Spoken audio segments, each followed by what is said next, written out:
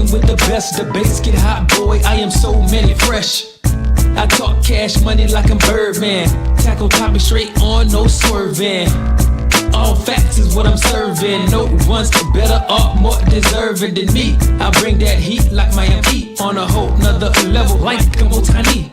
I prove points by helping you visualize, using data that's analyzed by eagle eyes. Get your mind right and act like you know. You are now tuned into the Real Untouchable podcast.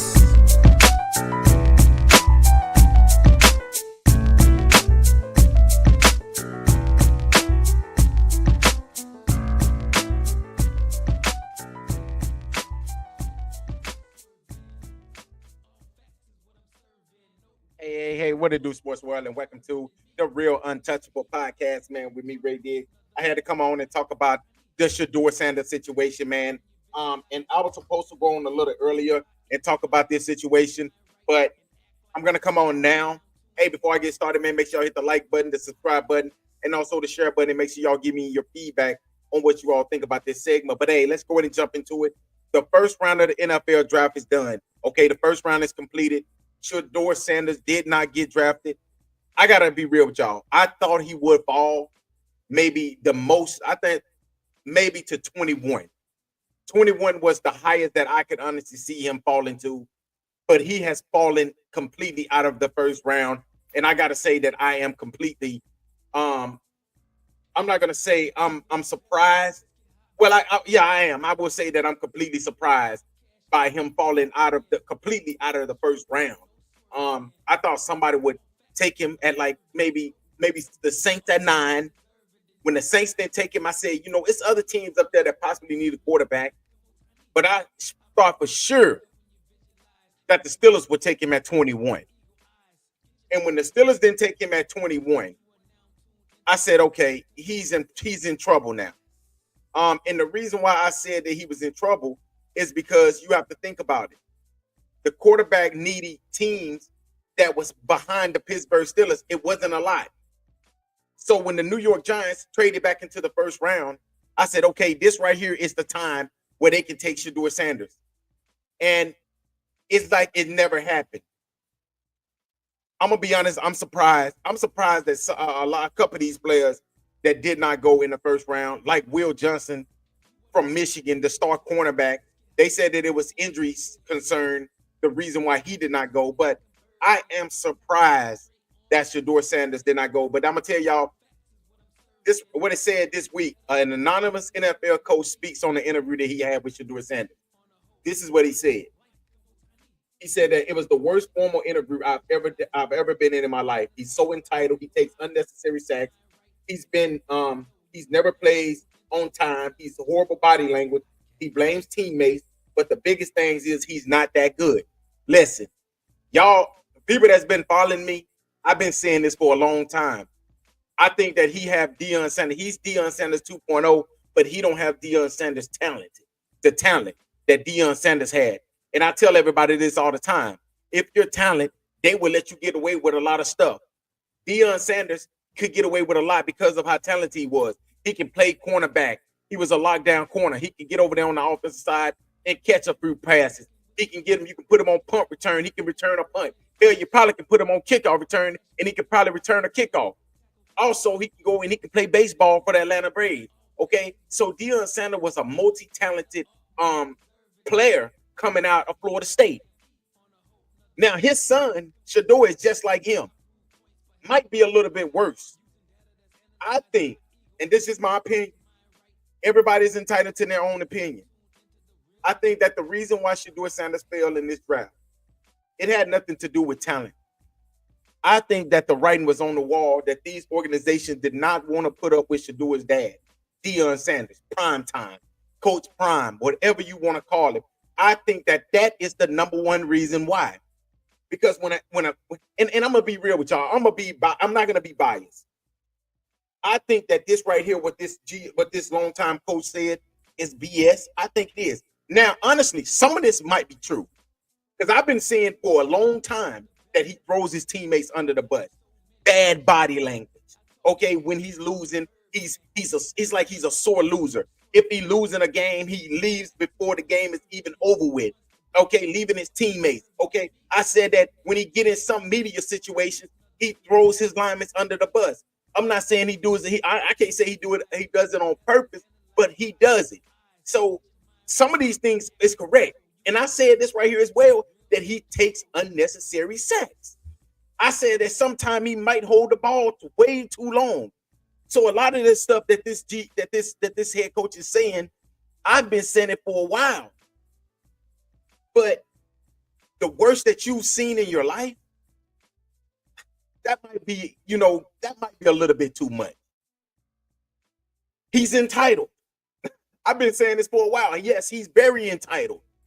He is his father's son. Okay? He takes unnecessary sacks. So those are two things that he was definitely right about. I said he cannot read defenses. From the games that I watched, he just didn't look good at reading defenses. It's like you can confuse him. He don't know if you're playing a cover two. He don't know if you're playing man-to-man. It's like he passed the ball way too much. And I know a lot of people going to say, well, Tom Brady passed the ball. Tom Brady was getting the ball out of his hands in 2 seconds. So that's the difference.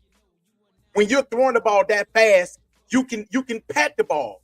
But if you're one of those quarterbacks that take a while to get the ball down the field because you're going for the deep ball a lot, you cannot pat the ball because it gives the defense time to see where you're going with the football. So that is another flaw that I think that he had. I said this right here, wow. And I was talking to somebody yesterday. Honestly, I said that Shedeur Sanders, the perfect place for him would have been Pittsburgh because of Mike Tomlin. But when Mike Tomlin did not take him, I said, going in the second round ain't nothing. It ain't bad. It ain't. I think this right here is a humbling experience for him. This right here is a time where he can take a step back, take a look in the mirror. Because I said this right here earlier in the week. I said, I just don't think that Shedeur Sanders should have got his jersey retired. I said that I feel that they retired his jersey because they retired Travis Hunter's jersey. The former Heisman. I mean, the Heisman Trophy winner, Travis Hunter. That's why they retired Shedeur Sanders. They thought that Shedeur Sanders would be that number 3 pick, no more than that number 5 pick, no more than maybe the number 9 pick. They thought maybe 9 was pushing it, but they thought that Shedeur Sanders was going to either number 3, number 5, number 6 to the Raiders, or number 9 to the New Orleans Saints. When none of that happened, I think that him and I think that his father, they knew that they was in trouble then.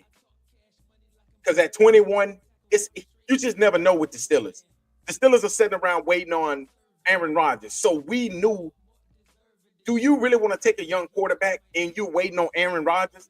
I don't think that right there would be a good look if you're waiting on Aaron Rodgers, because if Aaron Rodgers come in, he's going to look at it like, well, shit, y'all already got y'all quarterback.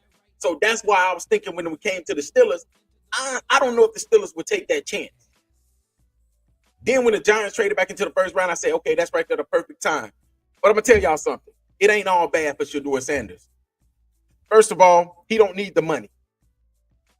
He don't need the money. So guess what? Him going in the second round ain't going to hurt him.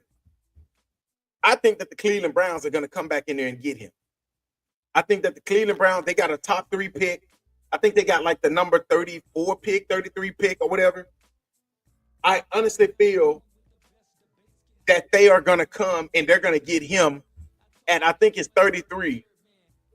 And I can see them taking a running back probably at 36. So I think that Shedeur Sanders would somehow, some way make his way to the Cleveland Browns, because I think that the Cleveland Browns need a quarterback. I think that they're one of those teams that needs a quarterback in that second round, those first maybe 5 to 10 picks. I think that Shedeur Sanders and Jalen Milroe will go in the second round and possibly in between 30, maybe 33 and maybe 39. I think that is where Shedeur Sanders and Jalen Milroe will get drafted. But I was already saying that I thought that he would fall, because I said that the talent wasn't there. The confidence was more than the talent. And like I said, I don't think that a lot of these owners wanted to deal with Deion Sanders. Now, y'all quote me if I'm wrong. Now, It's a different beast than you dealing with LeVar Ball. Because we know LeVar Ball is going to talk. It don't matter. A lot of people just look over. But when Deion Sanders talks, the people listen. They stop what they're doing and they actually listen. So that's why I think that a lot of these owners, a lot of these head coaches, a lot of these GMs did not want to put up with Shedeur Sanders' father. I don't think it had nothing to do with him. I think that it had more to do with Deion Sanders than it had to do with Shedeur Sanders or his play on the field. Now, it was a report came out this week. Okay, Shedeur Sanders, Deion Sanders called out Dan Orlovsky. Now, I'm gonna be honest with you, Deion. Dan Orlovsky has been one of your son's biggest. He's been one of your son's biggest supporters. Honestly, let's be real. He's been one of the biggest. Now, the one time, and this right here, why I think that a lot of these dudes, why I think that a lot of these analysts does not go and criticize Shedeur Sanders, they cannot give him a fair evaluation, is because of their relationship with his father. Dan Orlovsky made a comment and he said that he basically said the same thing that this coach said. He take unnecessary sacks. He's not really that good. Like, he's good, but he's not that. He ain't that guy. And Deion Sanders pretty much, commented on something somebody else said, was like, man, the hate that Dan Orlovsky is coming up with. Deion liked it. Deion pretty much said, yeah, it is crazy, huh? Wow. And that is the reason why I think a lot of coaches, a lot of GMs, a lot of owners do not want to put up with Deion Sanders. Y'all can say what you want to say. I just feel like they did not want to put up with him. But I want to pull up the actual comment that he said. But yes, here you go right here. He called him out. So if Sanders doesn't go early, plays like these, I believe, will be the reason why and what he will have to work on. That's just all Dan Orlovsky said. Okay, so a fan commented on it and pretty much replied and said, turned into a hater. Hate to see it, man. Deion quoted that quote, that tweet, and said, yes, he did. Wow. Now, Dan Orlovsky been on TV every single day for the last 2-3 months talking about how he feels that Shedeur Sanders is probably the best quarterback in this draft. But it was plays that if you sat here and watch, you would have said the exact same thing. Like, man, that play right there can possibly cost him, teams don't want a quarterback that's doing this, taking unnecessary sacks. Yes, you were sacked this many times. Yes, your offensive line was bad, but a lot of those sacks was on Shedeur Sanders. And I keep saying it, I keep preaching it, I keep going out of my way saying it. A lot of those sacks was on Shedeur Sanders. A lot of those sacks is because he held the ball way too long. A lot of those sacks is because he did not read the defense right. A lot of those sacks, he was confused all the way around, and that is the reason why he got sacked. You cannot hold the ball long as Shedeur Sanders holds the ball. And that is the reason why I think that what happened tonight happened. Now, I'm going to finish this by saying this. I think Shedeur Sanders is going to be a really, really good quarterback. Now, this is a humbling experience for him. This is the first time in his life. This is the first time in his life where he's been humbled. This is the first time that he did not get picked where he felt like he should have gotten picked. So you know what you got to do, Shedeur Sanders? Listen, you need to go out there and you need to show them that you can survive in the league without your father by your side. Because we got to think about it. Every step of the way, your dad has been with. Your dad has been with you ever since Pop Warner. All the way through junior high, all the way through high school, which he was your offensive coordinator. Then he left being your offensive coordinator. He went to Jackson State. You followed him to Jackson State, in which he was pretty much your offensive coordinator until they got a real offensive coordinator. Then he went to Colorado. You followed him to Colorado. You had one offensive coordinator. Then that offensive coordinator, what I'm hearing, I don't know if it's true, but what I'm hearing, the reports are, is that offensive coordinator wanted to hold you accountable. He wanted to hold you to a standard. He wanted to let you know that he was going to coach you hard. Somewhere in there that Deion Sanders did not like that. So he got rid of that offensive coordinator, and he brought in his own personal offensive coordinator. Now your stats got better, yes, they did, but they didn't accommodate to more. Like y'all played in one of the weakest conference. It's no way that Colorado, with all of the players that they had, it's no way that they didn't at least make it to the Big 12 championship. Y'all know who played in the Big 12 championship? Exactly. I can't even remember who played. I think it was Kansas State against somebody. So you're not going to tell me that this team right here wasn't good enough to make it to the Big 12 championship. And clearly, they did not make it. It was a lot of those losses was clearly on their quarterback. And what did he do when he got in front of the media? He threw his offensive linemen under the bus, just like this guy said in this piece right here. He threw his offensive linemen up under the bus. He said that the offensive line, this quarterback right here got an offensive line. What do that say? That is you throwing your teammates under the bus. And it cannot work like that in the NFL. So this right here is a humbling experience. I think that he would get drafted tomorrow. I think it'll be by the Cleveland Browns. I think it'll be early in the second round. And that is really what I looked at him as. I looked at him as a second round draft pick. I said that he's a good quarterback, but I said he's every bit of a second round draft pick. If he came out last year, this is exactly where he would have been at. But him going back to school, his dad thought that, and his dad was a bit cocky. He was posting all the tweets about how my son, he's going to be a top 5 draft pick. He definitely won't get drafted where I got drafted. He'll definitely be off the board, because I'm going to tell y'all something. He thought that his son would be off that board in the top 5. He thought that he would go at least number 3 behind Travis Hunter. If not number 3, he was definitely going to go at least number 5 or 6 in that area. But when it didn't happen, I can see it on his face. He's smiling, but he's hurt. Deep down inside, he is hurt because he wanted to. I'm going to tell y'all something. Before I let y'all go, this is the 2 things that Shedeur Sanders wanted to do. He wanted to get drafted before his dad.